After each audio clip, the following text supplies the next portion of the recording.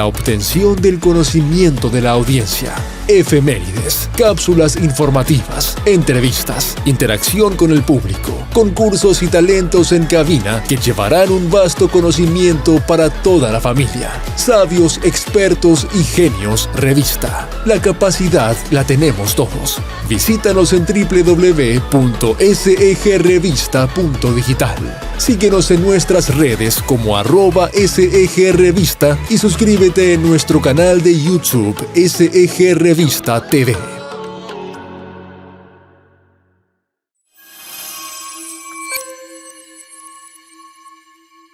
El mundo médico que trabaja en beneficio de los pacientes. Genetista y nada, sin mucha presentación y mucho preámbulo, ¿cómo estás, Marcela? Bien, muy bien. Muchísimas gracias por la invitación. Es un placer estar acá, es un placer la entrevista y es un placer realmente participar del Congreso, que es fascinante escuchar a todas las organizaciones que están y lo que está haciendo cada uno. La verdad que una maravilla. ¿Cómo empiezas tú en este mundo? Bueno, soy mamá de una paciente. Es fácil. La realidad es, yo soy bióloga, no soy médica, soy bióloga con especialidad en genética y con una maestría en genética molecular. Todo eso lo hice antes de tener a mis hijos. Cuando nació mi hija más chica, todo bien, tomándome los recaudos necesarios, y digo, bueno, fantástico, damos el tiempo para que ella inicie la escuela y demás, y retomamos la investigación, que es el área central de trabajo de un biólogo. Claro. Y cuando entró al primer grado empezamos a notar algunas dificultades visuales y demás que nos llamaron la atención, porque ella ya sabía leer, entonces copiaba mal del pizarrón y los chicos chiquititos copian letra por letra, entonces notábamos que había un cambio de letras que no era el cambio de letras que uno espera, por ejemplo, por el sonido. Claro. ¿No? Que uno confunda una S con una Z, cuando empieza con la lectoescritura es normal, pero que confundas una L con una H es raro porque no es un problema de sonido. Entonces empezamos a investigar a ver qué era lo que estaba pasando, suponiendo que era algo que podíamos resolver. Uno ve bien el pizarrón, necesita anteojos. Frente a eso, inicialmente le dieron unos anteojitos, funcionó durante el primer año y demás. El segundo año empezamos de nuevo con las dificultades de copia y demás, empezamos a profundizar y tuvimos la enorme suerte que no tiene la mayoría de los pacientes, de que a pesar de que el recorrido inicial con la primera oftalmóloga no fue lo más llano posible, porque no entendía muy bien qué era lo que estaba pasando, Claro. Tuvimos la dicha de dar con un retinólogo muy experto que se dio cuenta de que lo que estaba pasando en esa retina no era lo estándar, o sea, que no era, es decir, que la baja visual, o sea, la disminución visual que ella estaba presentando no se debía a algo que podía, a un defecto refractivo, que es lo que uno puede corregir con un anteojo. Si no es un defecto refractivo, entonces es la retina, que es lo que está fallando, es decir, que es el órgano que tiene que procesar toda la información visual y transmitirla a través de los nervios ópticos al cerebro. Bueno, obviamente este tipo de enfermedades son enfermedades genéticas y yo era genetista. Claro. Es como que en ese momento dijimos, bueno, este ensayo me cayó. Y en ese momento decidí que los ratones iban a dejar de ser mi objetivo y que a partir de ahí me tenía que ocupar de la distrofia de retina, porque tenía que ver cómo resolvía Claro. el tema de mi hija, y obviamente de entrada solamente el de ella, y durante mucho tiempo fue solamente el de ella. Fue apuntarla, siempre fue excelente alumna, no necesitaba apoyo escolar de ningún tipo, pero claramente no veía el pizarrón. No distinguía en un mapa entre el celeste y el blanco del mapa, no había dificultades claras en el tema de la visión que obviamente había que colaborar para que pudiera resolver, porque tenía que hacer una escolaridad lo más normal posible. Que la hizo porque realmente ya naturalizó esto muy bien, y pudo avanzar perfectamente la escuela. Cuando terminó la escuela secundaria, empezamos a armar un grupo de padres de chicos con la patología que ella tenía. Ella tiene enfermedad de Stargardt, es una de las más de 50 distrofias de retina, y ella misma dijo en ese momento, mamá, tenemos que escribir algo que sirva para otros chicos que están transcurriendo la escuela, que son más chiquitos que yo y que por ahí necesitan este tipo de ayudas y demás. Y escribió un primer manual que nos reímos mucho porque le puso manual para el uso del Stargardt. pensando en chicos en etapa escolar que pudieran necesitar el apoyo que habíamos ido inventando, porque en ese momento fue inventar la pólvora, no teníamos mayor información. Claro. Y por otro lado, buscando desesperadamente a ver de qué manera podíamos detener, frenar, evitar el progreso de una enfermedad que es degenerativa, que es progresiva y que claramente se iba a llevar puesta toda su visión central, y probablemente no la periférica, pero bueno, hay que ver. Claro. Investigando obviamente sobre esto, claramente, bueno, el tema fue entender qué era lo que estaba pasando, entender cuál era el proceso, de qué manera podíamos apuntalar esa retina para que la disminución visual fuera más lenta, de qué manera se podía proteger lo mejor posible su visión y que al mismo tiempo hiciera una vida completamente normal, porque nadie puede ponerse en pausa porque le pasa esto. Y obviamente nos encontramos con que las distrofias de retina son enfermedades que tienen necesidades no cubiertas, claramente no hay tratamientos.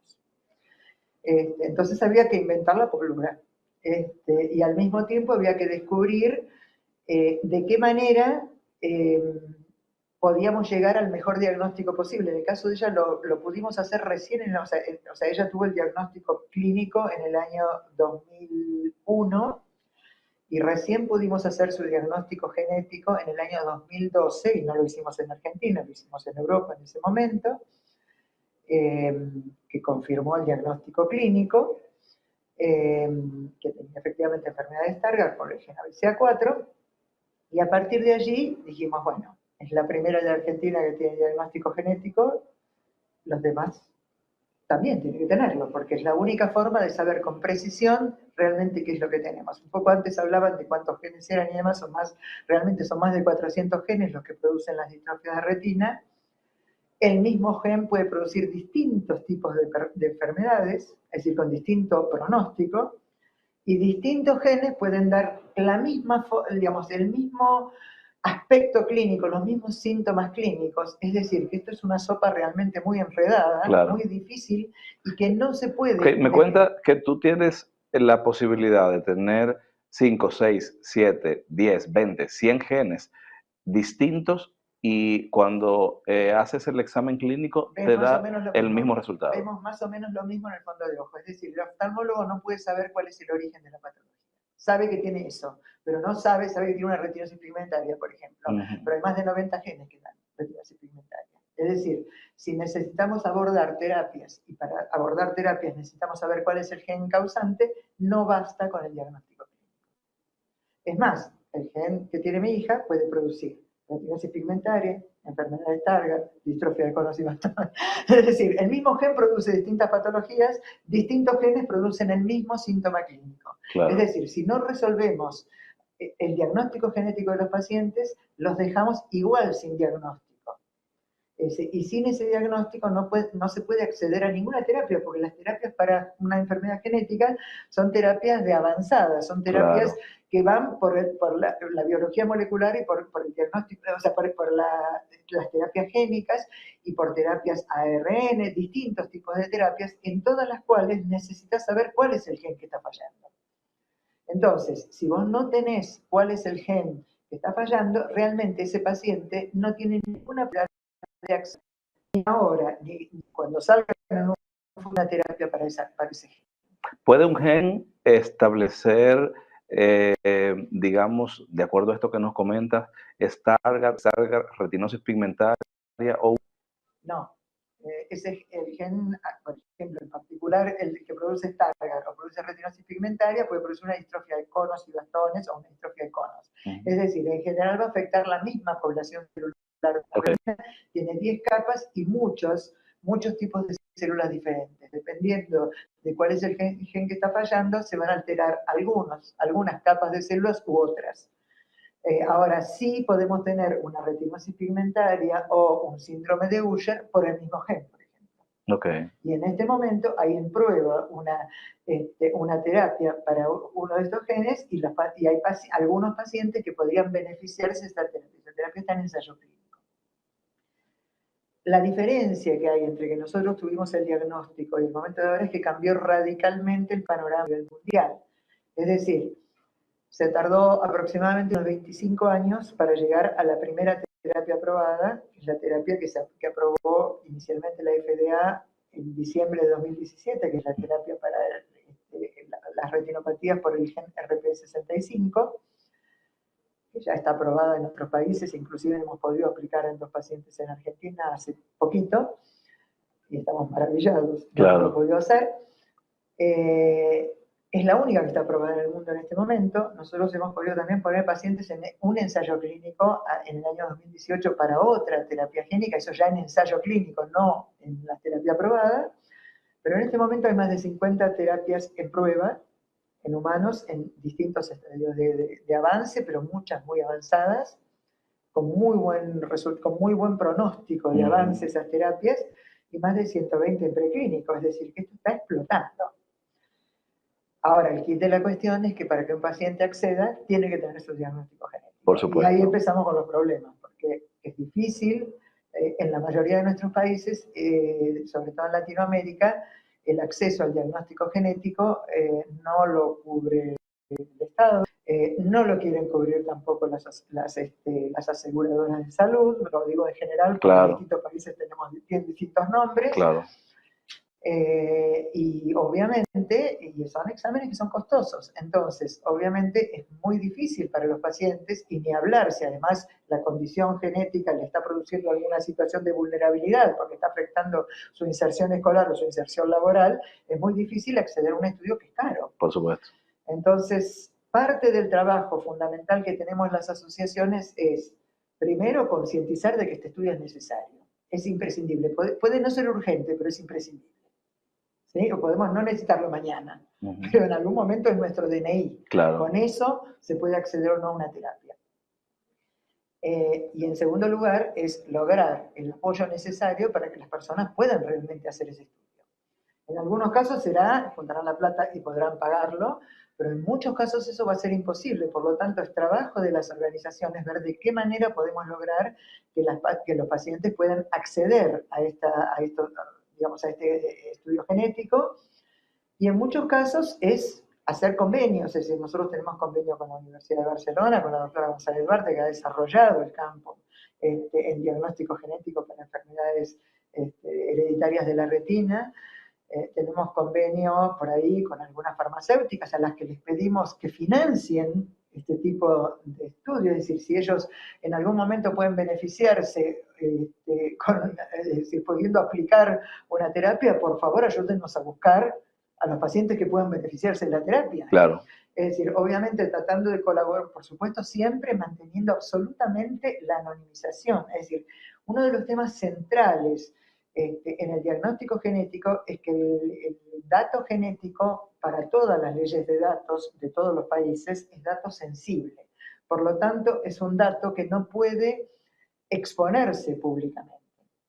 ¿Sí? O sea, no andamos por la vida diciendo yo tengo tal mutación en tal gen y demás, porque esto puede ser un problema para el trabajo, esto puede significar un problema para que una aseguradora de salud no tome a alguien, entonces realmente hay que proteger ese dato con toda la normativa. Entonces, por ejemplo, nosotros en la asociación tenemos una base de datos ya hace muchos años, o sea, fuimos generando una base de datos inicialmente solamente datos clínicos, con un consentimiento informado, que es lo que garantiza la autonomía del paciente, de que realmente quiere ponernos como depositarios de ese dato. Ese dato, por supuesto, se va a manejar siempre anonimizado, es decir, se va a sacar el nombre y se le va a poner un código, es decir, que si alguien encontrara esos resultados no sabría de quién son. Es la manera de proteger el dato. Luego empezamos a implementarlo para los diagnósticos genéticos desde el año 2012, que estamos haciendo diagnóstico genético de pacientes, tenemos más de 1000 pacientes secuenciados a esta altura del partido, la 3/4 parte de ellos en forma gratuita. Entonces, el dato genético conlleva otro consentimiento informado donde el paciente nos autoriza a poner en la base de datos también ese dato genético. ¿Y esto qué nos ha permitido? Nos ha permitido trabajar con los laboratorios que están desarrollando la investigación en estas patologías, diciéndole, bueno, estas son enfermedades poco frecuentes. Eso significa que hay pocos pacientes, eso significa que hay pocos datos. Claro. El cuerpo de conocimientos necesario para desarrollar una terapia implica, por ejemplo, el conocimiento de la historia natural de una enfermedad. ¿Quién la tiene? Los pacientes en un cajón de su casa, con todos los estudios que se hicieron. ¿A quién le sirven? A nadie. ¿Por qué? Porque están encerrados en un cajón y el investigador que está trabajando en esa patología no accede a esos datos, salvo que estén en una base de datos registrada, que cumpla la normativa, que haga todo lo que se tiene que hacer, que tengamos la autorización del paciente y podamos decirle, yo no te voy a poner directamente en contacto con el paciente, pero tenemos su autorización para que utilices esos datos para aumentar tu conocimiento sobre la patología y si todo va bien, que eso haga que lleguemos más rápido a las terapias que necesitamos. ¿Qué tiempo tienes trabajando ya como organización sin ánimo de lucro? Es decir, ¿cuándo 12 surge años. tu organización 12 años. y empiezas con Stargardt, pero luego trabajas ya todas las patologías? Hoy contaba en el Congreso que el nombre original de la asociación es Asociación de Padres de Niños con Enfermedad de Stargardt. Nos duró 15 minutos la exclusividad. En la primera reunión teníamos gente con retinosis pigmentaria sumado a los Stargardt que estaban allí.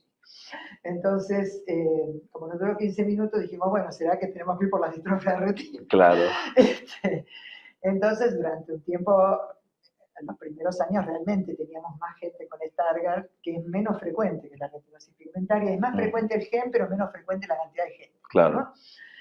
Porque como, digamos, tenemos menos dispersión en distintos genes. O sea, en general el 95% de los pacientes con Stargardt, las mutaciones son en gen BCA4. Mientras que en retinosis pigmentaria tenemos más de 90, 100 genes, con lo cual tenemos mucha más gente, pero más repartidos. Entonces, ya les digo, empezamos de entrada, o sea, tuvimos de entrada otras patologías. Entonces, de hecho, nuestro estatuto original habla de distrofia de retina, no de Stargardt, aunque el nombre era Asociación de Padres de Niños con Enfermedad de Stargardt, y APNES es digamos, la abreviatura de ese nombre, que es como Stargardt APNES, que es como nos conocieron inicialmente. En algún momento dijimos, dejémonos de bromar, es muy difícil escribir Stargardt y mucho más dictárselo a la gente y mucho peor dictárselo para que alguien escriba bien el correo o que nos busque la página, por favor, vamos por Retina Argentina, que es más fácil de dictar y que todo el mundo se siente identificado, porque por ahí alguien que creía que no estaba llegando al lugar adecuado porque no se sentía identificado con el nombre. Entonces, bueno, para mantener la historia y mantener la situación, normalmente decimos de Stargardt APNES Retina Argentina. Y la verdad es que llevamos, ya te digo, como asociación, 12 años, muchos pacientes secuenciados, trabajamos mucho los dos ámbitos, no solamente el ámbito digamos, del diagnóstico, de llegar al diagnóstico preciso de los pacientes, que eso es una necesidad concreta, pero fundamentalmente trabajamos por el tema de derechos y de acceso y de apoyos, porque realmente consideramos que el principal problema es que acá la gente tire la toalla y diga no puedo con esto. Claro. Y realmente bajo ningún concepto podemos, digamos, aceptar que alguien deseche sus proyectos, porque le tocó esto que obviamente es parte de la lotería de la genética, y bueno, que puede pasar, que todos vamos a ser pacientes en algún momento de nuestra vida, que todos vamos a tener discapacidad en algún momento de nuestra vida, y que con esta situación tenemos que conocer cuáles son nuestras posibilidades y de qué manera resolver cómo manejar estas situaciones. Es decir, hay un montón de apoyos que podemos utilizar y que van a hacer que podamos hacer todo lo que queramos hacer, y que bueno, es decir, tenemos que manejar las dos cosas, es decir, realmente tenemos que estar atentos a que nadie tenga que poner la vida en pausa por esto y al mismo tiempo tenemos que estar atentos de que si hay posibilidad de restablecer la función, tenemos que poder acceder a eso. ¿Cuántos pacientes actualmente, dice que tienes mucho, pero cuántos pacientes actualmente ustedes han podido apoyar en Argentina? En promedio, sí. Más de 1000 pacientes. Más de 1000 pacientes. Secuenciados. O sea, pacientes identificados, muchos más, con la secuenciación en que estamos hablando. Sí. De hecho, estamos escribiendo una primera epidemiología. De hecho, hoy estaba comentando datos, porque de hecho son los datos generales de nuestra población, los datos de cantidad de pacientes con discapacidad visual para enfermedades y demás.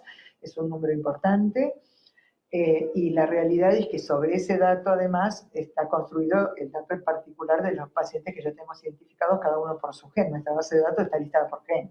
Es decir, básicamente el trabajo que hacemos con los laboratorios, que estamos trabajando, por ejemplo, desde el PANAIRDI, yo con la doble función de mamá de una paciente en la asociación y de genetista por el otro lado, Claro. formo parte del PANAIRDI, que es el Grupo Panamericano de Distrofias de Retina, con un objetivo concreto de que ese grupo ayude a entrenar oftalmólogos en todos los países de Latinoamérica, que ningún oftalmólogo sienta que está viendo un paciente y no tiene ni idea de lo que está viendo en el fondo de ojo. Es decir, y que tenga un lugar de recurrencia para poder preguntar, estoy viendo esto, te paso los CT, que alguien me conteste. Y eso lo estamos pudiendo hacer. Y mañana vamos a tener acá en el Congreso a Carlos Mendoza, que es el presidente y fundador del PANERDI, que realmente es un encanto de persona, permanentemente pendiente de los pacientes. También estará Nicolás Cuenca, que es un biólogo brillante, trabajando en estas patologías. Y realmente ha sido un trabajo también muy interesante, porque hemos podido ir por los dos lados, por el lado de los pacientes y por el lado de los médicos que también necesitaban este apuntalamiento. Claro, claro. Y de hecho, por ejemplo, bueno, con ese criterio, a partir del objetivo del PANAIRDI de entrenar oftalmólogos, armamos este año el primer máster universitario de genética ocular para oftalmólogos en Argentina. Buenísimo. Así que por eso venimos trabajando en todos los ámbitos en los que nos parece que la necesidad es acuciante y que tenemos que apuntar para que más gente pueda lograr el diagnóstico y desde ya, si es posible, ser candidato a una terapia y lograrlo, ¿no? Esperanzas que tienen los pacientes. Tú manejas mucha información, están trabajando en estudios, están trabajando en terapias, están trabajando en todo esto que no se pensaba hace poquito tiempo atrás. Hace 5 años no teníamos ni remotamente, a ver, piensa que la primera que se aprobó fue en 2017 y de 2017 hasta acá tenemos 50 ensayos clínicos en marcha en etapa de ensayo clínico, es decir, en humanos, y 120 en preclínicos. Es decir... ¿Qué esperanza tenemos para los próximos 10, 15, 20, 30 años? Esto va a explotar, esto va a explotar. Esto va a explotar, por eso es imprescindible que los pacientes tengan su diagnóstico genético. Es decir, cuando uno tiene un ensayo clínico, no tiene tiempo de salir a ver quién es el posible candidato, tiene que tener los candidatos en su listado. Es decir, cuando se arma un ensayo clínico y dicen necesitamos pacientes con tal condición, yo tengo que buscar en la lista y decir es este y el otro. Tenemos que agradecer a Marcela por toda esta información, por todo este apoyo para nuestra audiencia en el marco del Congreso de Retina Iberoamérica, porque es información que necesitamos saber, es información que necesitamos tener en la mano. Ella habla como madre, pero también habla como profesional, habla su experiencia de vida en casos de una cantidad importante de pacientes, pero lo dijo, vive con una paciente la cual ha permitido que ella no solamente entienda el trabajo que tiene que hacer por todos los pacientes, sino también vivir la parte humana, porque es su sangre y por eso creo que en este día queremos darle un gran abrazo, un gran apoyo y felicitarte porque estás haciendo lo que tienes que hacer y felicitar a tu hija también, porque sé que ha sido una gran profesional, porque está impulsando cosas importantes en beneficio de las personas con discapacidad. Tenemos que ir a una pausa, si no los intérpretes me van a... Se van a desmayar. Sí, se van a desmayar. En el próximo bloque vamos a continuar hablando con Marcela, nos va a hablar de cosas importantes y vamos a tener también con nosotros a Roberto Quiroz, defensor, primer suplente del Defensor del Pueblo de República Dominicana, está compartiendo con nosotros, va a ser parte de los expositores el día de mañana y quisiéramos que usted compartiera este programa del día de hoy, que difundiera este contenido para que toda la audiencia que pueda participar el día de mañana lo haga para que conozca todo lo que va a estar pasando en este gran congreso de Retina Iberoamérica. Vamos a una pausa y volvemos en breve, y donde vamos a seguir compartiendo con Marcela y tenemos a Roberto. No se mueva.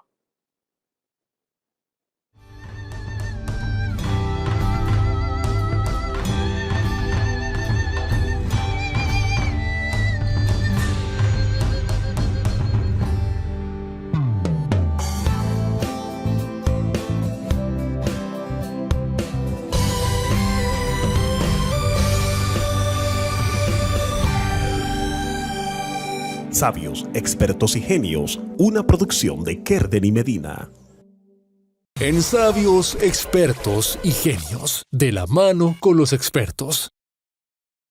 Son sabios, expertos y genios que sueñan con ser un ejemplo en el tiempo, expandiéndose. Amigos de Sabios, Expertos y Genios, tuvimos un pequeño corte, interrupción técnica, pero ya estamos nuevamente con Marcela. Hablábamos de cómo ha avanzado todo esto, de, digamos que los avances científicos, los avances genéticos en los últimos 5 años. Hemos tenido pues grandes cosas, nos comentaba Marcela. Y te pregunto, Marcela, ¿qué crees que pueda suceder? Nos lo decías en el bloque anterior, pero ¿qué crees que pueda suceder con las distintas patologías de la retina más cerca, 2, 3, 5 años? ¿Realmente podemos esperar que las personas logren ver? Bueno, me estás poniendo en una situación compleja porque obviamente no son todos iguales, no todos tienen la misma situación, no todo el mundo va a tener el mismo acceso a las distintas terapias y al mismo tiempo no todo el mundo va a estar en la misma condición, digamos, de cuidado de las células de su retina como para poder acceder a todas las terapias. Sin embargo, a ver, nosotros no podemos decir un tiempo. Y el primer tema es porque la ciencia no es lineal. Es decir, cuando se inició la primera terapia génica para Stargardt, que estábamos todos muy ilusionados en 2011, a pesar de que era un virus raro el que se utilizaba no raro, pero más complejo, el que se utilizaba como soporte, estábamos muy ilusionados, pero sabíamos que era muy complejo que eso pudiera llevar a buen término por el tipo de soporte que se utilizaba para esa terapia génica. Y efectivamente esa no funcionó. Están los pacientes en seguimiento, todo bien y demás, pero la realidad es que se descartó esa posibilidad en ese momento en particular. Esto puede pasar, un ensayo clínico es eso. Sin embargo, en este momento se mejoraron un montón las plataformas, es un cambio enorme desde 2011 a esta parte, donde se han mejorado enormemente las plataformas virales sobre las cuales se construye un vector viral para poder introducir el gen correcto y que una terapia génica pudiera llegar a funcionar.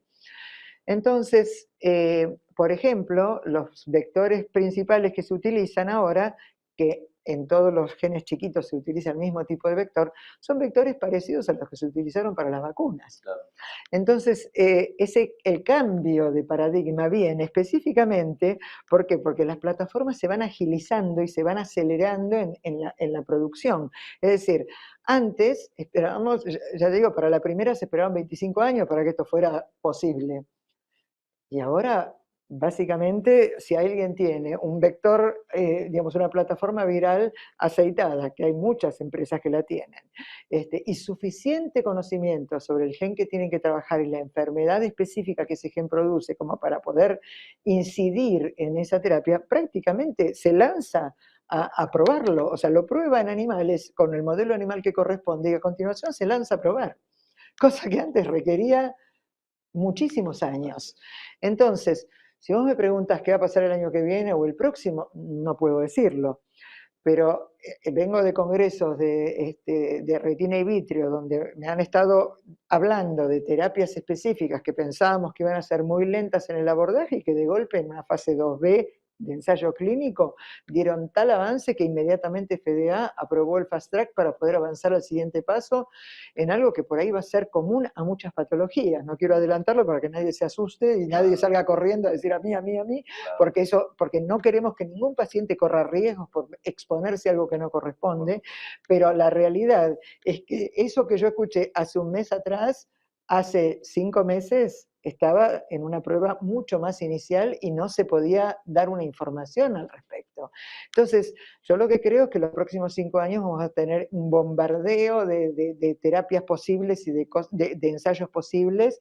De hecho, nosotros estamos, justamente la base de datos la manejamos con mucho cuidado expresamente por ese tema, porque justamente cuando los centros de investigación nos dicen estamos lanzando un ensayo para tal gen y demás, ¿tienen pacientes identificados? Sí tenemos. Bueno, ¿cuáles son las historias clínicas? Sí tenemos, y tratamos de que esos pacientes puedan por lo menos proponerse al director del ensayo para ver si efectivamente pueden ser candidatos o no. Que no es algo que vamos a resolver nosotros, pero ya tenemos la experiencia de 10 pacientes que hicieron terapia génica para un gen en particular, para neuropatía óptica de Leber, y cuya mejoría ha sido impresionante. Súper.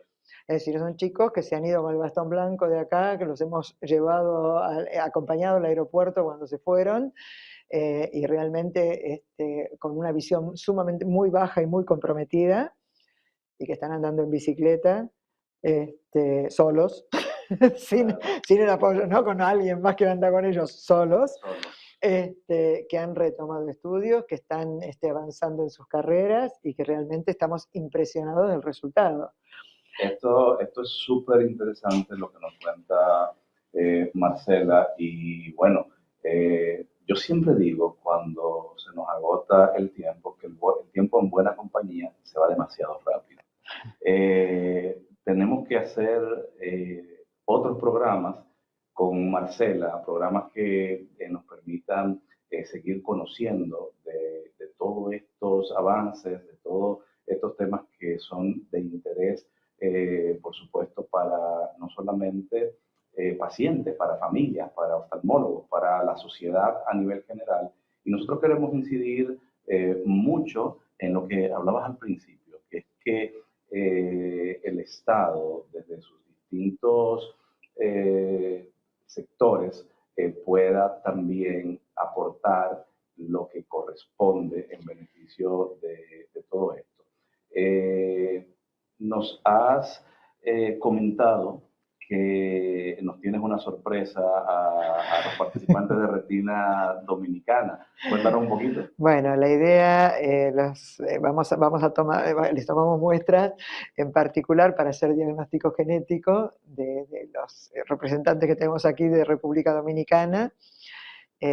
Para que sepan, en la toma de muestras, actualmente antes se tomaba siempre muestra de sangre, que hay que procesarla para poder enviarla, con lo cual es muy complejo. Si tuviera que tomar una muestra acá, llevármela, procesarla, probablemente se nos deteriorara la muestra antes de tiempo, pero nosotros ya hace tiempo que estamos utilizando unos kits especiales, que son kits para toma de saliva, que tienen un producto adentro que acompleja la saliva y que preserva el ADN de esa saliva, que es lo que necesitamos para hacer el análisis genético. Así que bueno, es muy sencillo, básicamente es un tubo con una boquilla, escupen adentro, se junta la saliva, se une esa saliva con el producto que va a complejar esa saliva, se pone la tapita y se manda a analizar. Es muy sencillo. Excelente. Rotulamos, por supuesto, como corresponde los tubos. Por supuesto, lo que vamos a hacer desde ya o sea, lo que hacemos desde ya es el consentimiento informado. No se puede tomar una muestra de un paciente sin que el paciente autorice la toma de la muestra. Es decir, es una responsabilidad de quien toma la muestra leerle al paciente concretamente el consentimiento informado y que ese consentimiento se firme como corresponde.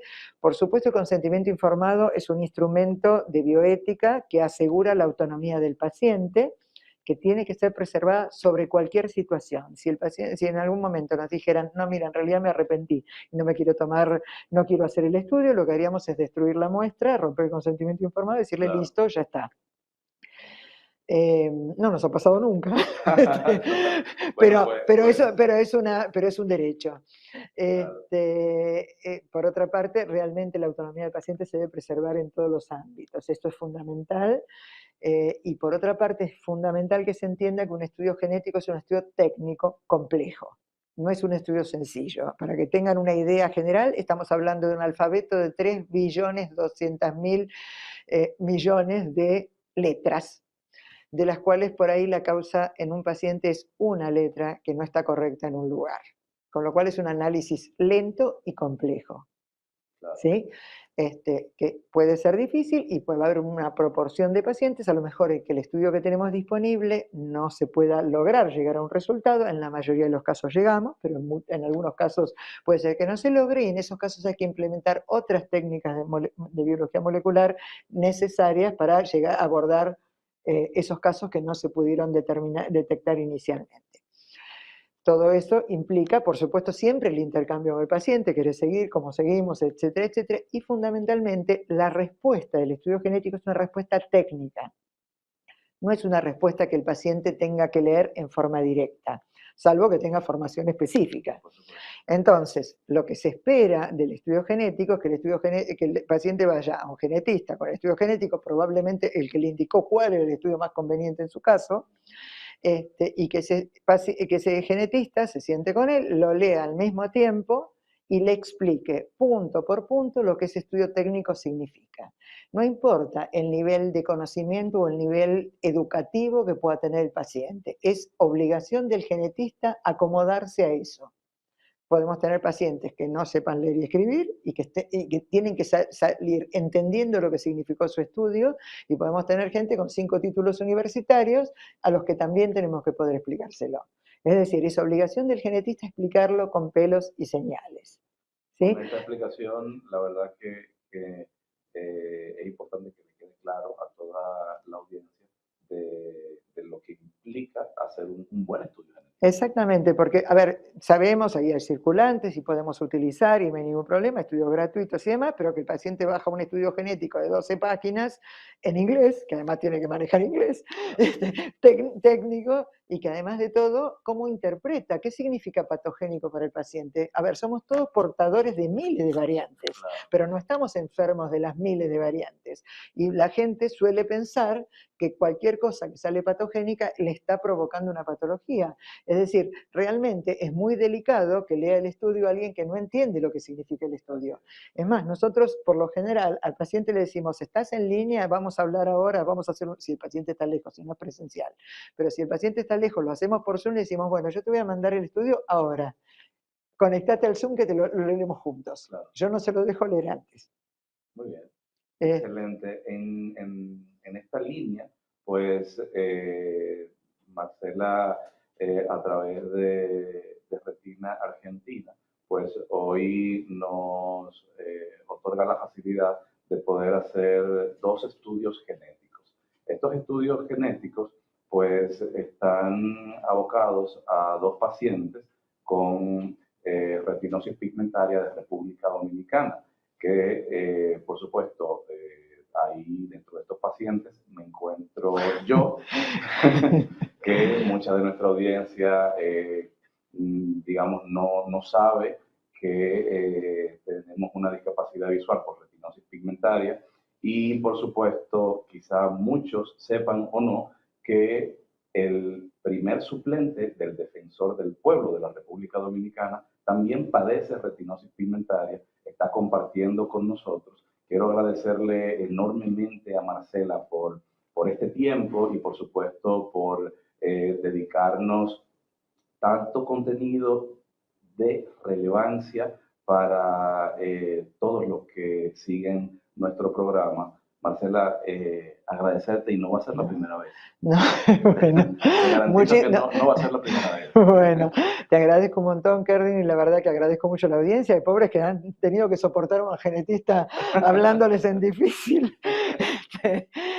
Una invitación para que no solamente puedan aprovechar el programa, repetirlo y compartirlo, sino que puedan mañana disfrutar del Congreso de Retina Bueno, te Iberoamérica? agradezco enormemente y la verdad que estamos fascinados con el Congreso y con la participación. Es un placer enorme ver la fuerza de trabajo que podemos tener en Iberoamérica. Realmente tenemos que aprovecharlo, es un motor que no se puede desaprovechar. Tenemos que salir adelante con estas patologías porque realmente es muy, muy impresionante verlos a todos trabajar. Gracias, Marcela. Mil gracias, Kerdeni, por la invitación. Mañana usted tiene una cita donde también va a ver a Marcela moderando una gran mesa dentro de este congreso. Vamos a hacer una pausa muy, muy breve y venimos con Roberto Quiroz, el defensor del pueblo. Sé que nos queda poquito tiempo, pero vamos a aprovechar pues la participación de Roberto en nuestro programa y este gran mensaje que nos tiene para toda la audiencia. Volvemos en breve.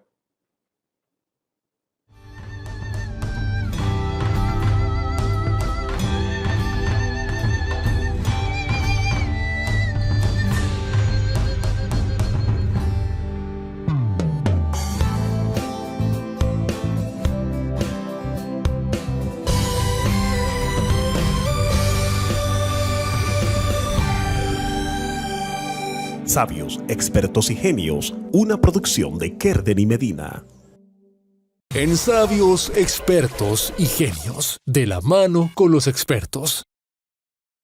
Son sabios, expertos y genios que sueñan con ser un ejemplo en el tiempo, expandiéndose.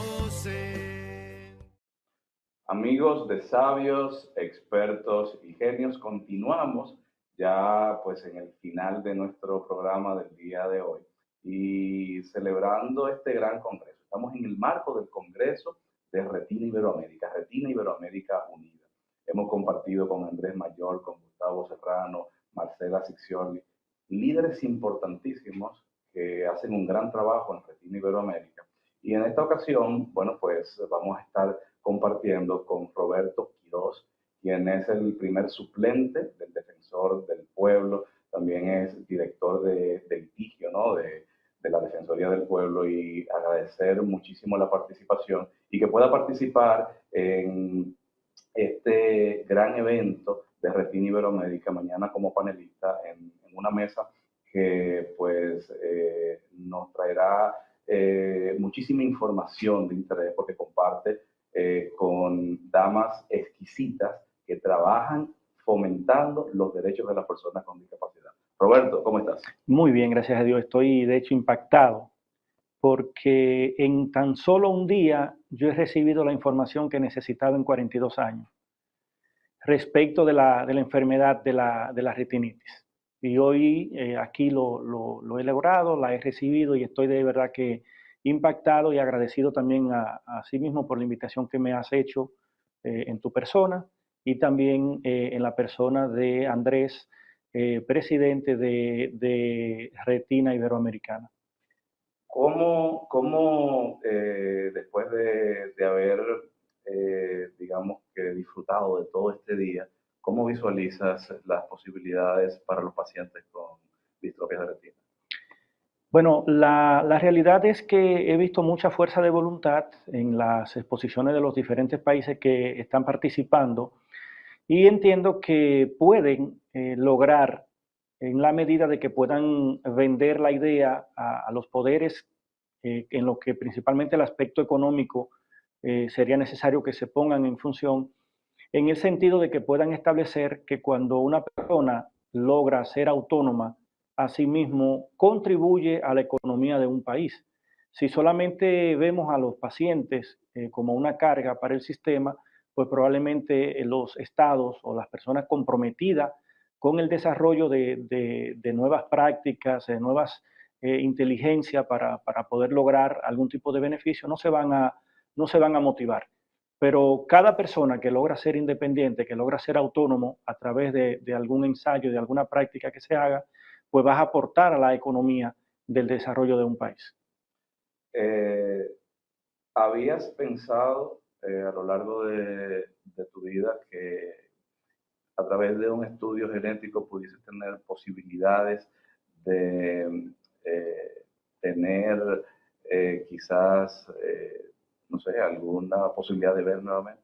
Mira, la realidad es que aquí hoy es que yo he despertado en ese sentido, porque en República Dominicana es muy conocido que hasta no hace mucho tiempo, hasta una prueba de ADN para un tema de paternidad era prácticamente imposible. Y los mínimos ensayos que se hacían, pues había que enviarlo a otros países. Y ya esa es una realidad que en República Dominicana se está haciendo. Hay laboratorios que ya te la hacen. Quiere decir que se ha ido avanzando en cierto punto y creo que no va a ser imposible que en algún momento, quizá a través de la misma fundación que tú diriges, se pueda lograr que el mismo Estado aporte para que el tema de la genética pueda desarrollarse y no solo yo, no solo tú, sino la gran cantidad de pacientes que clínicamente saben que tienen algún tema que tiene que ver con la retina, pero que necesitan la parte genética para poder determinar cuál es exactamente ese gen que ha determinado la enfermedad que tiene y que pudiera entonces a partir de ahí saber si esta persona puede agrandar sus esperanzas y lograr mejorías. Eh, Como paciente, porque tienes dos roles, el de profesional como abogado y servidor público y el de paciente. Como paciente, ¿qué le dirías a la sociedad dominicana en beneficio de todos los que necesitan identificar, todos los pacientes con alguna distrofia de retina que necesitan identificar su condición? Lo primero es informarse, tratar de buscar la mayor cantidad de información al respecto de la enfermedad que puedan padecer y tratar de acercarse a las fundaciones o instituciones que puedan ayudarle a descubrir o a lograr cualquier beneficio en favor de la discapacidad que pueden tener. En mi caso, y lo puedo asumir con responsabilidad, probablemente soy de aquellos pacientes que una vez le dijeron que tenían el problema de retina y tal vez jamás volvimos a un oftalmólogo a ver cuál era nuestra realidad en el momento. De verdad que hoy yo, te lo reitero, quedo de verdad que agradecido porque me trajera para acá, porque aquí yo hoy he recibido información que en 42 años que tengo no lo hubiese recibido. El primer suplente del defensor del pueblo, ¿qué le diría al Estado, a la sociedad, a toda la comunidad que puede lograr algo en beneficio de esta comunidad? Mira, justamente hoy, 10 de diciembre, es el Día Internacional de los Derechos Humanos. Y muchas veces hay derechos que aparentan ser simples o mínimos o pequeños y que muchas veces uno dice, caramba, pero valdría la pena luchar por eso. Pero hay muchas cosas que no se ven que hay que luchar por ellas. Este mismo tema de que una persona con discapacidad visual, principalmente con el tema de la retinitis pigmentosa, pueda encontrar algún tipo de esperanza y que esa esperanza, para que se pueda lograr, haya que comprometer al Estado, nosotros, y cuando digo nosotros, es porque voy a asumir la responsabilidad y el compromiso de conversarlo en la institución a fin de que podamos realmente aunar esfuerzos y poder realmente hablar con las entidades que haya que hablar para que en República Dominicana se pueda lograr el beneficio en función de las personas con retinitis pigmentaria o pigmentosa a fin de que puedan lograr el tema de la prueba genética. Claro, exhortamos no solamente a los pacientes con retinosis a nivel general, sino a todas las distrofias de retina. Correcto. Todas las distrofias hereditarias de retina que de alguna manera pueden obtener, como nos explicaba Marcela, la información necesaria, por supuesto, valorando el trabajo que hace el genetista. No simplemente hacerse un estudio genético porque alguien les recomendó y eso me va a dar la información. No, tiene que ser valorado por un profesional, por un experto. Y nosotros desde la Fundación Sabios Expertos y Genios, desde el programa, desde el proyecto Retina Dominicana, queremos apoyar y aportar a toda esa información que, por supuesto, debe obtener la ciudadanía a nivel general. Roberto Quiroz, Kerdeni Medina, somos dos pacientes, somos dos afectados de retinosis pigmentaria y queremos agradecer en este evento a Andrés Mayor, a todo el equipo de Retina Iberoamérica, pero en especial a Retina Argentina, porque en este evento vamos a poder, digamos que recibir ese estudio que nos va a dar la información necesaria para poder promover en República Dominicana estos estudios a través de todos los mecanismos necesarios. Realmente tenemos que trabajar en beneficio de los pacientes, de las familias, de los usuarios que tienen alguna necesidad de accesibilidad por tener una distrofia de retina. Es importante que podamos pensar en cómo lograr estos avances y hoy justamente lo escuchábamos en el evento.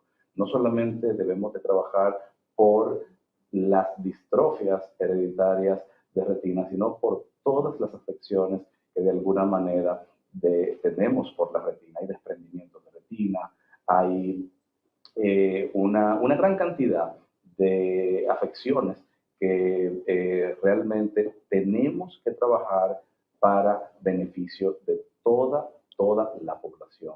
Robert, como le dije a Marcela, el tiempo en buena compañía se va muy rápido. Marcela puede estar virtual, pero tú puedes volver al programa Claro de que manera sí. presencial. Pero antes de irnos, decir que la OEA hoy recomendó 3 derechos para conmemorar el Día de los Derechos Humanos, que fue el derecho de la dignidad, la libertad y justicia. Principalmente en el de dignidad y justicia, vamos a amparar para que se pueda resolver el tema de la genética en República Dominicana. Esto no solamente es un mensaje del primer suplente de Defensor del Pueblo, no solamente es un mensaje de nuestro programa, no es un contenido que creamos para que se quede allí, es un contenido que con muchísimo amor, que con muchísimo afecto, hacemos para toda República Dominicana, para toda Iberoamérica, porque es un trabajo que estamos realmente complacidos de hacer, sobre todo por estar guiados de un equipo tan importante como los líderes de Retina Iberoamérica que hemos tenido hoy, y por supuesto líderes que no han podido estar por temas de tiempo, pero que también vamos a tener en nuestro programa, desde Brasil, Argentina, Chile, bueno, todos los países que componen Retina Iberoamérica. Vamos a hacer una serie de programas que nos van a permitir entender la importancia de estos trabajos. Un mensaje final de tu parte para los pacientes.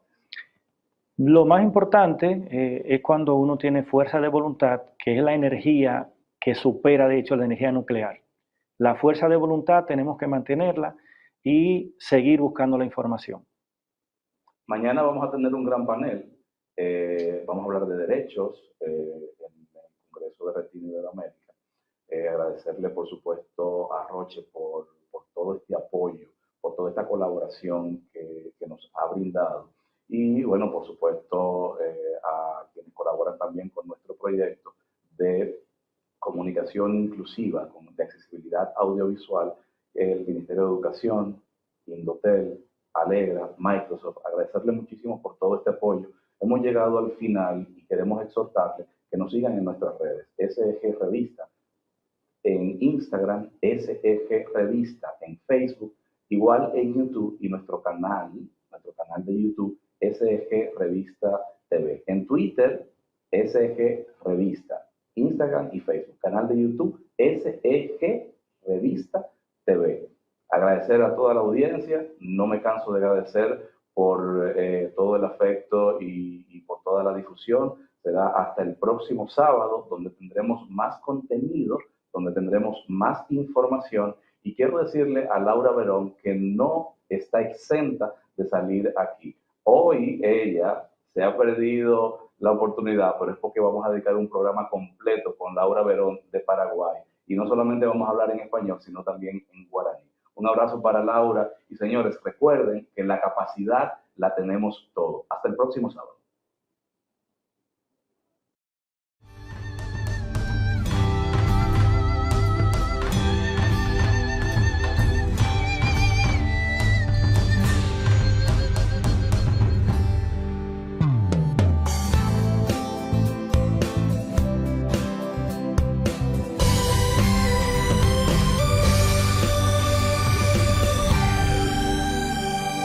Sabios, expertos y genios, una producción de Kerden y Medina.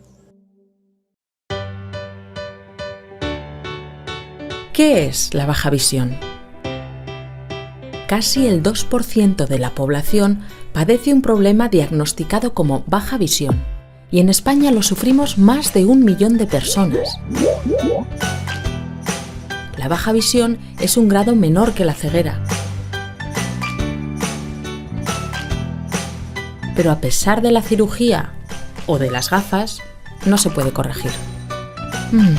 Y esto a veces nos impide hacer cosas tan simples como trabajar, realizar algunos deportes, conducir o ver una película. Puede estar causada por enfermedades muy diversas: glaucoma, albinismo, aniridia, DMAE, miopía magna, retinopatía, retinosis pigmentaria. Y según los casos, aquí tienes algunos ejemplos de cómo vemos el mundo: visión periférica, visión en túnel, visión parcheada, ceguera nocturna, deslumbramiento o pérdida de contraste. A veces somos difíciles de identificar, porque no siempre llevamos gafas oscuras o bastón blanco. Y algunos incluso podemos leer el móvil o el periódico. Pero luego nos podemos tropezar con cualquier cosa. Por eso hemos creado este distintivo. Queremos que nuestro símbolo sea conocido por todo el mundo. Así, cuando nos crucemos por la calle tendrás más cuidado con nosotros y nuestra vida será mucho más segura.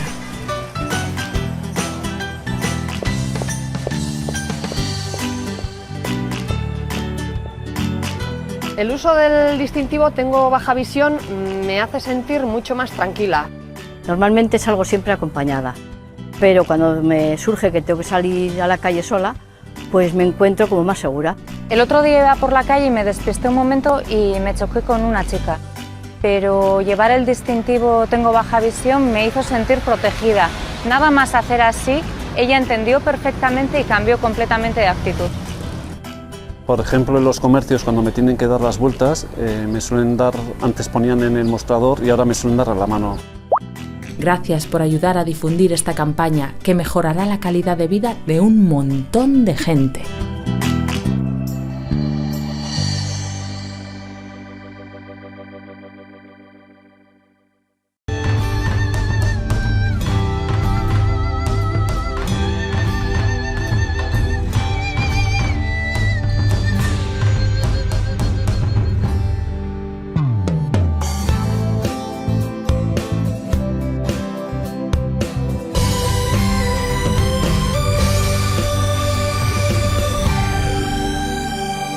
Sabios, expertos y genios, una producción de Kerden y Medina.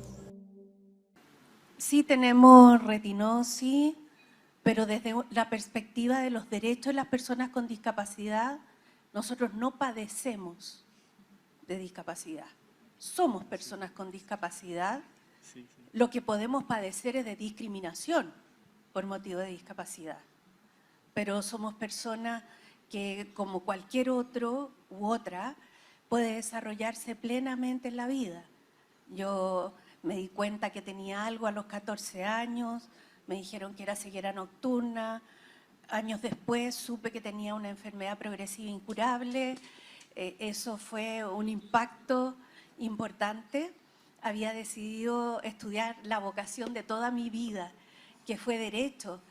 Siempre pensé en la justicia como mi principio inspirador. Y entonces, ya después, bueno, la oftalmóloga que me vio en aquella oportunidad me dijo: ¿qué carrera está estudiando? Yo le dije: Derecho. Me dijo: ¿pero para qué estudia eso? Si se va a gastar la nada de visión que tiene, lo poco y nada. Yo jamás puse en duda que tenía que seguirlo haciendo, porque era absurdo si la enfermedad seguía, estudiara o no estudiara. Y bueno, me titulé con buenas calificaciones, etcétera, etcétera. Y en un momento decidí, ¿qué hago? ¿Sigo haciendo lo que hacen, con mucho respeto lo digo, todos los abogados, los temas tradicionales, o me dedico a esta área del derecho que está tan poco investigada, tan poco trabajada, como son los derechos de las personas con discapacidad?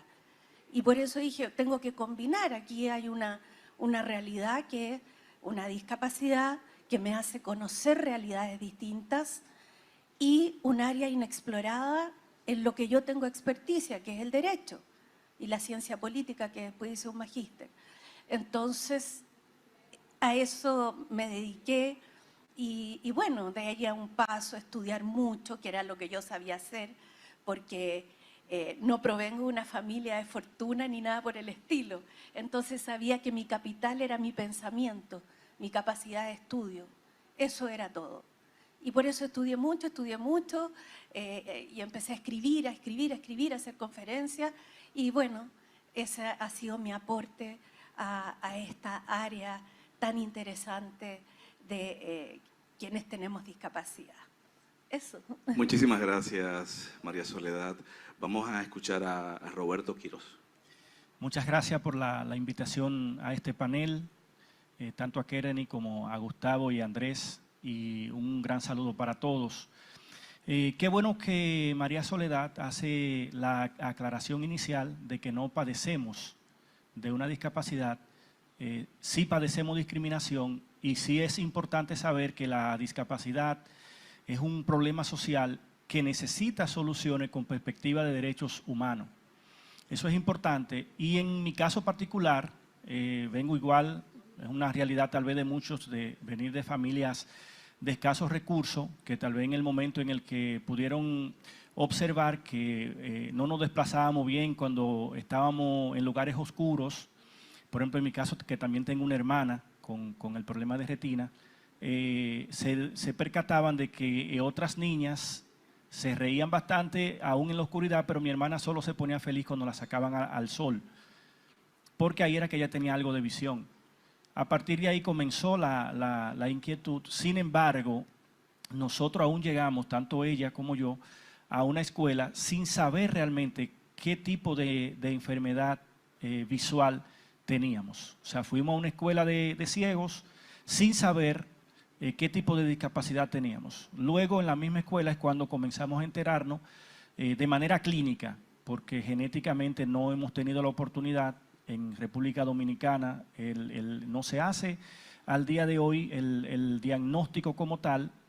Hay algunos mapas que se pueden hacer, bastante costoso, pero el diagnóstico no lo tenemos. Sí, médicos decían que se trata de una retinitis pigmentaria, y esa es la realidad hasta el día de hoy con la que nosotros hemos andado, que justamente ayer le decía a Kereni que en tan solo un día yo tuve la información que en 42 años no había podido tener, que fue justamente lo que escuché de muchos de ustedes en el día de ayer. Luego de esto, de salir ya de la escuela de ciegos, pues seguimos desarrollándonos porque teníamos que continuar con los estudios, que al igual que María Soledad, era nuestro único capital para poder sobrevivir en la vida y poder tener familia y sustentar nuestra familia. Al día de hoy nos hemos desarrollado igual como abogado.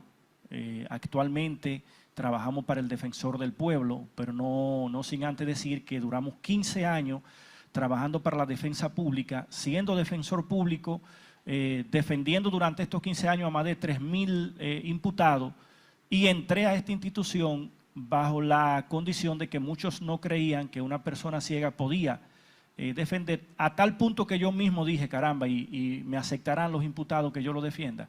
Me llevé la gran sorpresa que luego, aunque suene un tanto duro el término, los mismos imputados decían, yo quiero al ciego. Entonces esa es mi realidad. Muchas gracias. Excelente. Ahora continuamos con un poquito del recuento de María Victoria. Bueno, ¿qué tal? Buenos días a todas y a todos. Muchas gracias por la invitación también. Formo parte de Retina Argentina, de la comisión directiva, así que conformamos Retina Iberoamérica, pero bueno, es el segundo año que me convocan, así que nuevamente les agradezco. En mi caso, yo soy una persona también con discapacidad visual, tengo baja visión, tuve el diagnóstico de una maculopatía juvenil que se llama Stargardt a los 7 años aproximadamente, muy velozmente frente a otras personas de mi asociación que generalmente muchas veces demoran años en acceder a ese diagnóstico. Sin embargo, acceder a ese diagnóstico en algún punto digamos, puso nombre a una situación por la que yo pasaba, pero eso no, digamos, si bien obviamente estábamos a la expectativa de tratamientos o de curas que podían llegar a surgir, y siendo estas enfermedades huérfanas, ¿no? Es decir, sin tratamiento, sin cura existente hasta el momento, nos encontrábamos, ¿no? Digamos, con toda la situación que implicaba mi inclusión escolar. Yo iba a una escuela, en Argentina se dice común, probablemente, no sé si, digamos, aquellas que no son escuelas especiales, ¿no? Que no son escuelas para personas, específicamente personas con discapacidad, sino que iba a una escuela regular.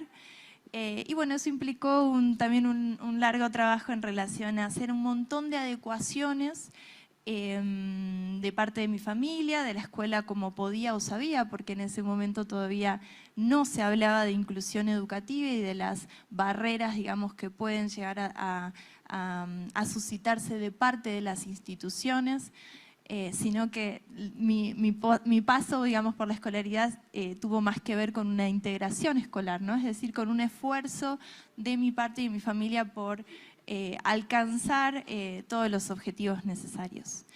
Una vez terminada la escuela, elegí la carrera de Letras en la Universidad de Buenos Aires, licenciatura y profesorado, y comencé también se generó ese mismo año la primera asociación, de hecho, las primeras personas con otras patologías visuales como la mía que conocí, que fue muy importante en ese momento, porque el hecho de conocer otras personas que hayan pasado por la misma experiencia es fundamental para poder compartir, intercambiar experiencias, inclusive en determinados momentos no sentirse solas y solos, ¿no? Sin embargo, también esos puntos de encuentro nos marcan, digamos, otras cuestiones que tenemos que seguir trabajando. Y en ese sentido, afortunadamente también, 2 años más tarde, entré a trabajar en la Comisión de Discapacidad del Gobierno de la Ciudad de Buenos Aires, donde pude conocer la concepción del modelo social de la discapacidad y cambiar mi perspectiva respecto de mi propia condición. En ese sentido, como decía también Roberto, y algunas cuestiones que marcaba María Soledad, es poder encontrar que nuestras condiciones visuales, más allá de que desde ya tenemos derecho a acceder a la mejor salud en plaza y a una rehabilitación, son condiciones que son parte de la diversidad humana y que las problemáticas por las que atravesamos tienen que ver con sociedades que no son inclusivas, es decir, con el contexto que, digamos, construye barreras porque no está preparado justamente para la diversidad. Bueno, en aquel momento, con 20 años, inicié a trabajar como capacitadora, luego fui coordinadora del área de educación y toma de conciencia, buscando justamente promover la inclusión educativa de todas las personas con discapacidad en la escolaridad común y bueno, sensibilizar y concientizar respecto de derechos y de eliminar toda forma de discriminación contra las personas con discapacidad a nivel general. Y luego, hace 4 años, tomé la Secretaría General Coordinadora, donde, digamos, tengo, de esta misma comisión, donde tengo 3 equipos a cargo. Un banco de elementos ortopédicos, el área de educación y toma de conciencia, y finalmente un programa de apoyo para la vida independiente, que se ocupa justamente de crear la figura de la asistencia personal en la ciudad de Buenos Aires, figura que todavía no tenemos garantizado a nivel nacional en la Argentina y que todavía tenemos que trabajar mucho en relación a ello, ¿sí? Y bueno, aquí estamos. Muchas gracias. Excelente. Algo que me gustaría que pudiésemos analizar en este momento y que quizás pueda ser parte del debate, es 2 conceptos que son sumamente interesantes, importantes, y que aquí lo ponemos en contexto. ¿Cuándo o cómo podemos definir a un paciente y a una persona con discapacidad. Y me gustaría que, por supuesto, María Soledad nos pudiera conversar un poquito de esto. Muchas gracias. A ver, en el historial internacional del lenguaje estaban los impedidos, cuando se declaró el decenio en 1982 en Naciones Unidas, era el decenio de los impedidos. Y están los minusválidos, etcétera, una serie de palabras que quedaron atrás con la Convención sobre los Derechos de las Personas con Discapacidad, que fue una expresión ampliamente debatida. ¿Y qué interesó ahí? Aplicar que primero somos personas y que una característica y por la cual estamos en ese estatuto de derechos es que presentamos discapacidad, pero somos personas, ¿ya? Eso es lo primero, y por eso si ustedes observan la Convención de Naciones Unidas está todo el listado de derechos civiles, políticos, sociales, económicos y culturales. Entonces, en relación a la pregunta de Cardení, es que, ¿qué pasa el vocablo de paciente? En primer lugar, si lo vemos, eso está enfocado desde el punto de vista de la salud, ¿ya? Y de los 30 y tantos artículos de la Convención, uno solo se refiere a salud, por lo tanto, ya vemos que está circunscrito a un ámbito determinado. Pero además, a mí en lo particular me gusta más la palabra usuarios de los sistemas de salud, porque paciente es como la idea de esperar, y muchas veces hay impaciencia en muchos, ¿no?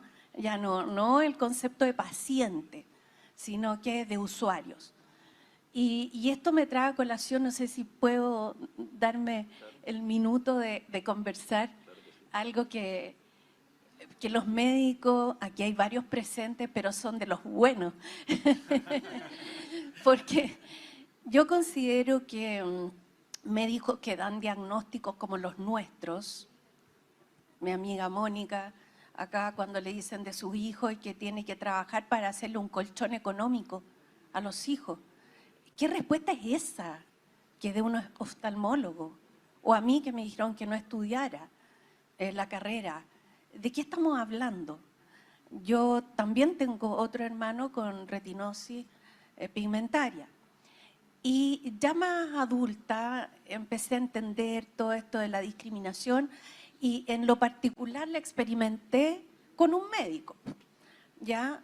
Resulta que una complicación asociada que en mí apareció fue catarata.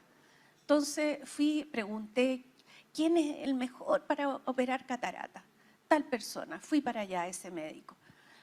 Y me examinó, nos sentamos y yo le empiezo, porque había que operar, entonces le empiezo a preguntar, y tal cosa. Y a la segunda pregunta, él me dice, para la próxima ven con tu marido.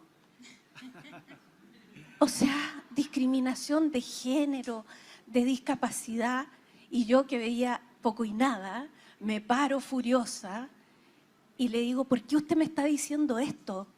Es mi cuerpo, mi carne y es mi dinero, mi bolsillo. Yo me pago la operación, no la paga mi marido. Ya, y chao, y me fui, y afuera yo lloraba, discriminada, qué lata, qué lata. Pero después empecé a pensar, ¿qué me interesa este tipo? Disculpen los médicos, ¿eh?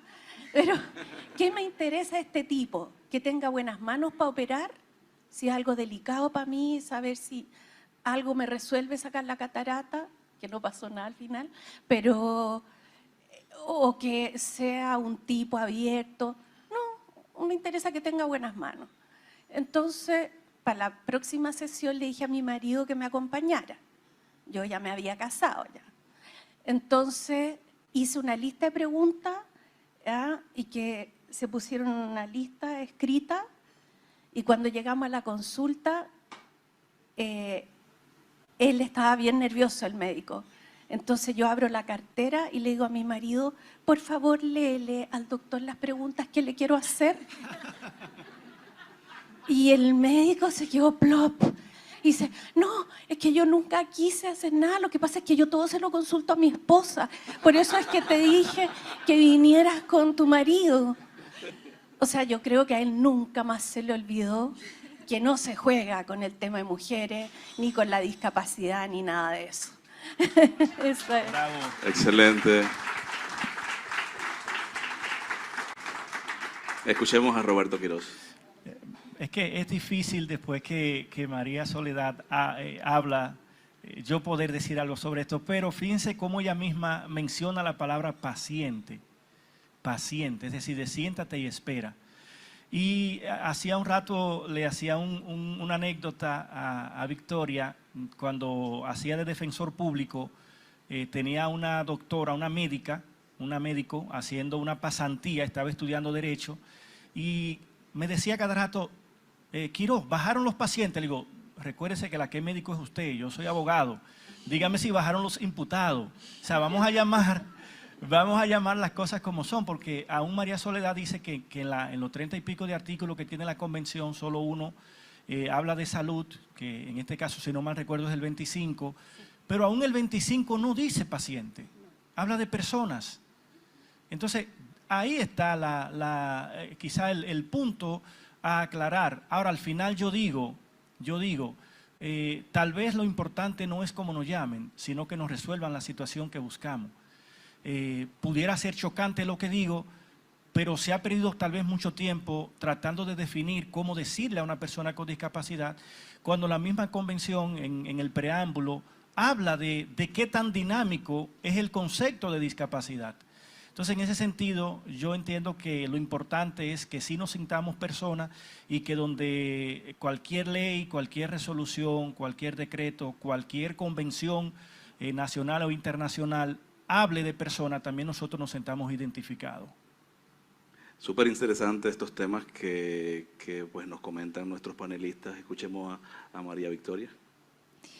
Bueno, agregando un poco también a lo que ya dijeron María Soledad y Roberto, me parece quizás importante poder hacer esta explicitación, ¿no?, en relación a por qué se genera esta distinción, ¿no?, y por qué hacemos tanto énfasis en esta distinción, en decir que no padecemos o no sufrimos, o en qué momentos o cuándo no hablar de pacientes, ¿no? La historia de la discapacidad, algo comentaba María Soledad, es una historia, digamos, donde no siempre se nos vio a las personas con discapacidad como empoderadas, no siempre se nos vio como protagonistas de nuestras vidas, no siempre se nos dejó elegir nuestros propios proyectos de vida, ¿sí? Básicamente, muchas veces se nos discriminó. Y muchas veces se nos discrimina bajo este preconcepto de lo que, entre comillas, no podemos, ¿no? Y lo que no podemos está muchas veces, es una excusa que se liga fuertemente a esta idea, ¿no?, de los estándares de normalidad que marcan, digamos, las funciones del cuerpo, ¿no?, aquello que podemos o no podemos ver. Y creo que a ninguna de las personas que estamos sentadas acá nos define aquello que podemos o no podemos ver, ¿sí? Al contrario. Si bien justo somos todas personas que estamos trabajando en la temática de discapacidad, por supuesto no nos definen, somos todas personas distintas, con intereses distintos, con trayectorias distintas y que hemos hecho, digamos, nuestros caminos en función justamente a nuestros deseos y nuestros intereses. Entonces es importante cuando elegimos este tipo de terminologías, y justamente persona con discapacidad, la terminología elegida por, digamos, por la Convención Internacional sobre los Derechos de las Personas con Discapacidad, porque de alguna manera estamos poniendo el corte, estamos poniendo un límite cuando se nos dice que no podemos ingresar a una institución educativa porque en teoría somos pacientes, ¿no?, porque tenemos ese sesgo de pobres o de lástima, cuando en verdad aquello que tenemos que modificar es pensar en qué de esa institución debemos adecuar para que estemos en igualdad de condiciones. ¿Cómo hacemos para acceder, ¿sí?, en igualdad de oportunidades que el resto de las personas a nuestros estudios, a un empleo competitivo, tal como dice la Convención, en función a nuestra idoneidad, ¿sí?, y de hecho acceder a lo que llamamos vida independiente, ¿no? Es a estar efectivamente incluidos incluidos en la comunidad en igualdad de condiciones. Por eso hacemos esa distinción, para que justamente la sociedad de alguna manera no establezca esta excusa de aquello que considera que no podemos en base a nuestros diagnósticos médicos, ¿sí? Dicho esto, quisiera que nos abocáramos un poco entonces a este gran tema de los derechos a la salud, de los derechos a diagnósticos, de los derechos que realmente necesitan presentar cada una de las personas con discapacidad que tienen una patología. Es decir, ¿cómo podemos luchar por nuestros derechos? Ya. Antes de contestar derechamente la pregunta, Vicky nombró y dijo algo de los estándares de normalidad. ¿Y creen algunos de ustedes que nosotros 4 que estamos aquí somos anormales? No. Entonces, esa denominación, cuando hay gente que contrapone los normales y los anormales, ¿ah? O sea, eso está totalmente obsoleto, no existe. Aquí ven personas totalmente realizadas en lo que hacen. Ahora, contestando la pregunta, bueno, la convención que está ratificada por prácticamente todos los países de América Latina nos habla claramente del derecho a la salud que tenemos todas las personas con discapacidad, desde luego, y en qué consiste la salud. Es lograr el mayor bienestar físico, mental y social. Eso lo logramos viendo otras convenciones que lo definen. Y de ahí emanan una serie de derechos con perspectiva de género, la atención a la salud sexual y reproductiva, que no haya discriminación en materia de salud. O sea, todos los derechos a una atención oportuna, de calidad, etcétera. Todo eso, y que necesita ser consagrado también en las legislaciones nacionales para no pasar por la invisibilidad, porque, dicho sea de paso, en la pandemia fue la prueba de fuego para las personas con discapacidad. Por ejemplo, la excepción de entrar con acompañante a una unidad de cuidado intensivo, que muchas personas con discapacidad lo necesitaban por efecto de que se les explicara dónde se estaba, la mediación en el lenguaje, en la información. No hablo exactamente de las personas ciegas, sino de otro tipo de discapacidades. Tal vez en ese sentido las personas ciegas suelen ser las más autónomas, tal vez, en ese sentido. Entonces hubo que luchar bastante durante la pandemia, en las cuarentenas, en la atención en psicología, en las cuarentenas. Entonces hubo que desarrollar mucha norma jurídica de manera reglamentaria para que se entendiera la situación de discapacidad. Ahora, yo sí quiero hacer un énfasis en lo siguiente. Me parece que falta bastante en la formación inicial de los profesionales médicos o afines del área de salud el tema de discapacidad. O sea, vuelvo al tema de estos diagnósticos con que se acabó este paciente y para la casa, entre comillas lo digo. Porque hay un paso importante que es la rehabilitación. ¿Ah? Y lo digo porque yo fui de esas que me dieron el diagnóstico y para la casa. Yo no conocía a otras personas ciegas, no sabía qué era lo que había que hacer. Y después me fui enterando de a poco que había un camino súper importante que era la rehabilitación. Me fui enterando que había un centro de grabación para ciegos, una biblioteca para personas ciegas, que ahí hacían clases de computación y distintos otros aprendizajes.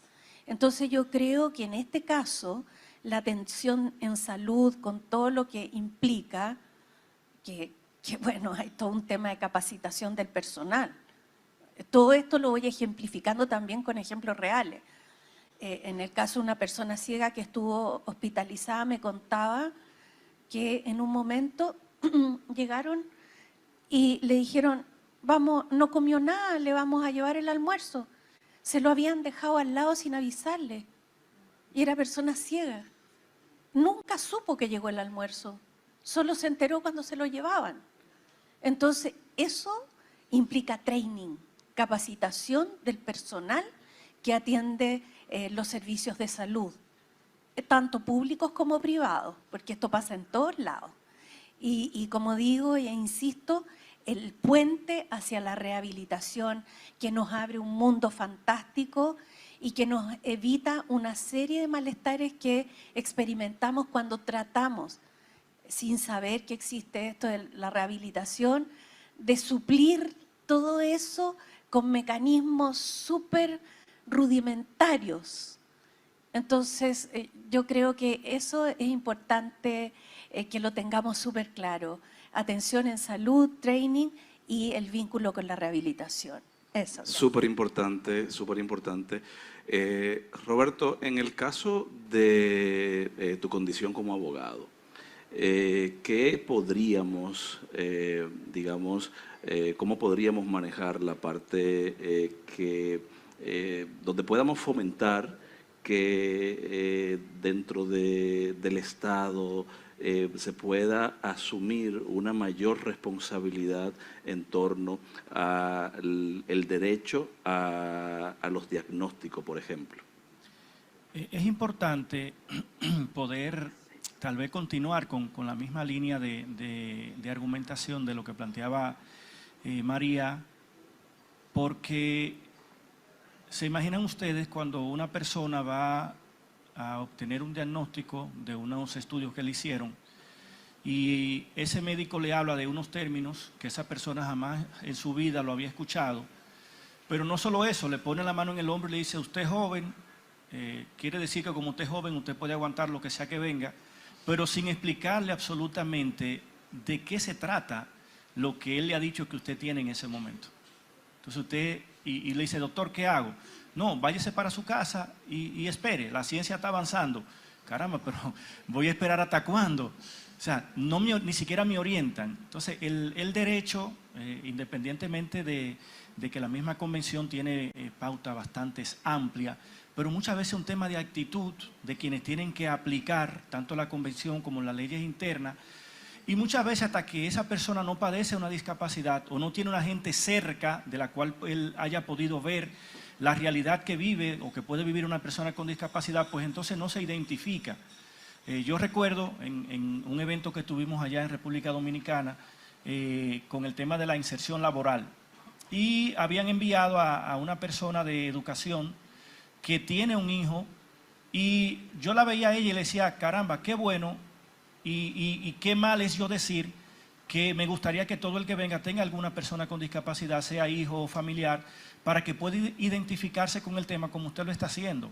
Porque muchas veces el que viene, tal vez sin ningún tipo de discapacidad, pues no siente ni quiere que se aplique la ley como debería aplicarse para que la persona con discapacidad puedan tener ese derecho de igualdad al que aspiramos. Entonces, hay que seguir incidiendo con el tema educativo, tal y como decía María, hay que seguir en la orientación, en la capacitación, para que las personas puedan entender y puedan también llevar a plena aplicación lo que es la ley, porque ley tenemos. Por ejemplo, en República Dominicana, en estos días yo me reunía con unos diputados para hablar de las estadísticas. Señora, hay 32.000 normas. O sea que ser abogado en República Dominicana hay que leer, imagínense, 32.000 leyes. Y solamente que tengan temas inherentes o cercanos a personas con discapacidad, podemos hablar de más de 80 normativas. ¿Verdad? Entonces usted dice: caramba, tanta normativa, y aún así sigue la vulneración de derechos. Entonces, al final, lo que hay que trabajar es con el tema de la actitud, con el tema de la capacitación, para que los mismos funcionarios puedan entender cuál es la realidad de las personas con discapacidad. María Victoria, ¿cómo desde tu rol apoyan en Argentina para favorecer todos estos derechos? Bien, bueno, por un lado, y sumando un poco a quizás lo que venían contestando anteriormente, como cualquier comisión de discapacidad, así como cualquier repartición gubernamental referida a la temática de derechos de las personas con discapacidad, es trascendental en primera instancia tener a la Convención Internacional sobre los Derechos de las Personas con Discapacidad como brújula, ¿sí? Eso es lo que nos va a marcar cómo debemos trabajar justamente para la plena inclusión de las personas con discapacidad.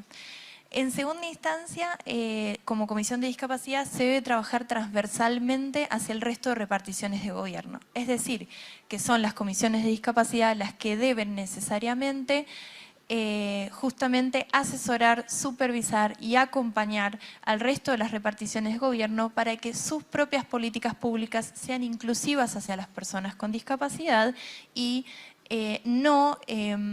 digamos, no generar programas o respuestas especiales o segregadas hacia ese colectivo, ¿sí? ¿Me ibas a decir algo, Cardeni? ¿O sigo? Ah, perdón, pensé que me ibas a decir algo. Bien, en ese sentido me parece que otra cuestión importante a marcar es que, como nos indica la Convención sobre los Derechos de las Personas con Discapacidad y también los movimientos de personas con discapacidad que han llevado a esta convención, ¿sí? Debemos de alguna manera seguir levantando el lema nada sobre nosotras y nosotros, sin nosotras y nosotros. ¿Qué significa? Que no podemos pensar las políticas públicas para las personas con discapacidad sin el colectivo de personas con discapacidad.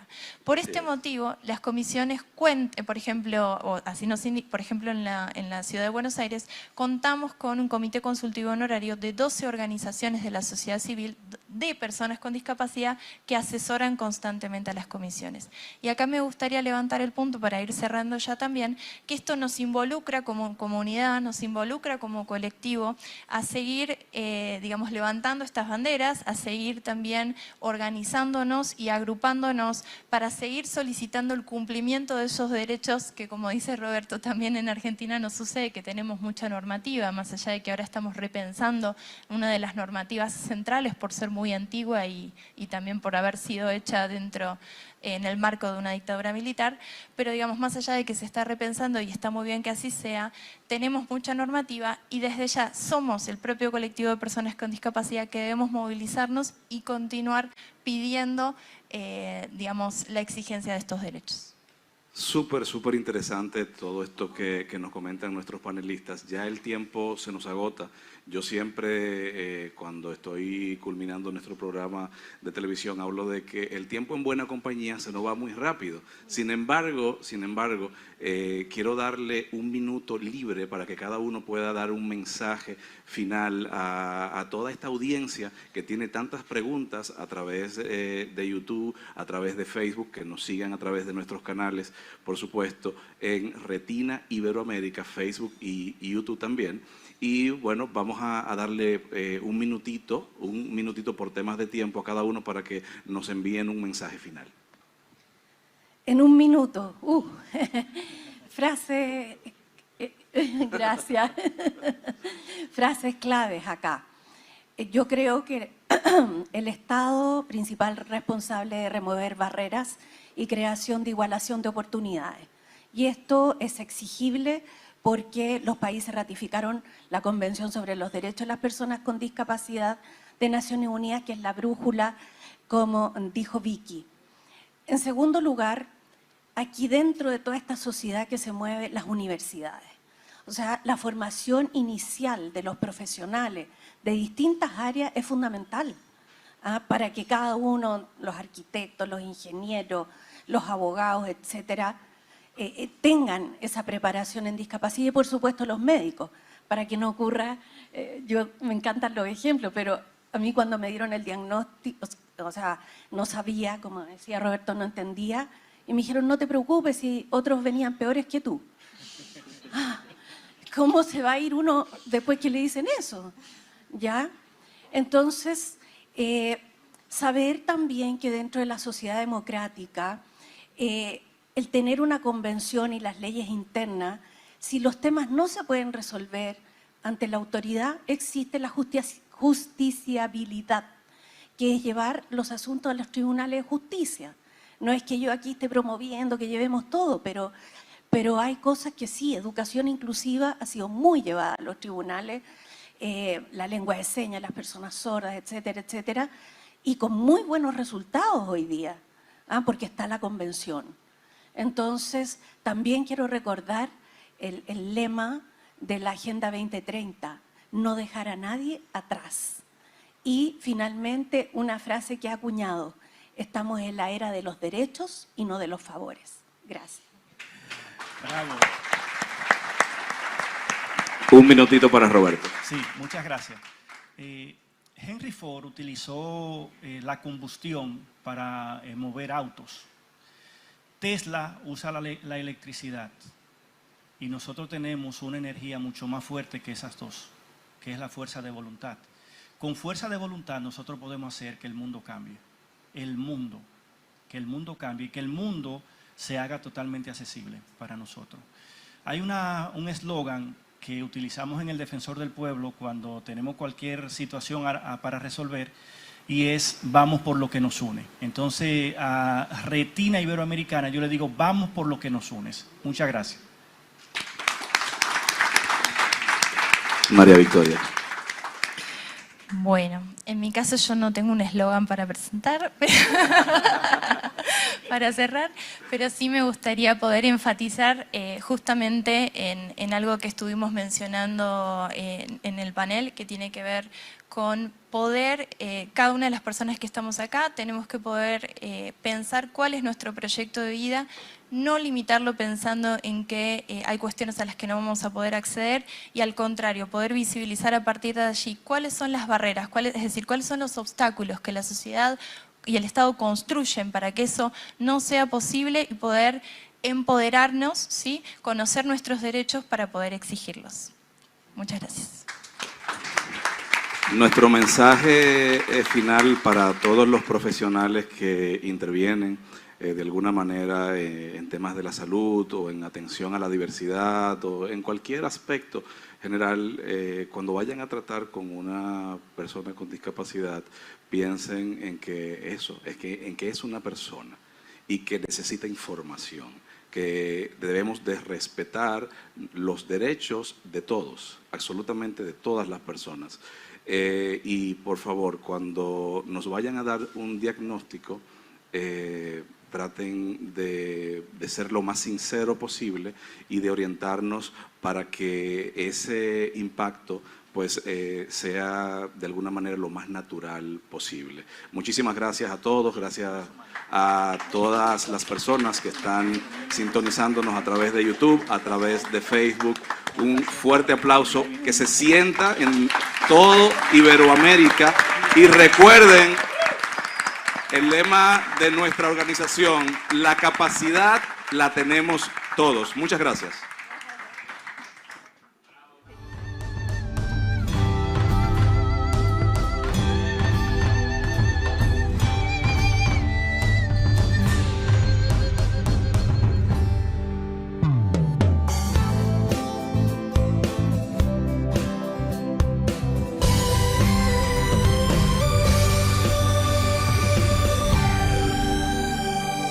Sabios, expertos y genios, una producción de Kerden y Medina.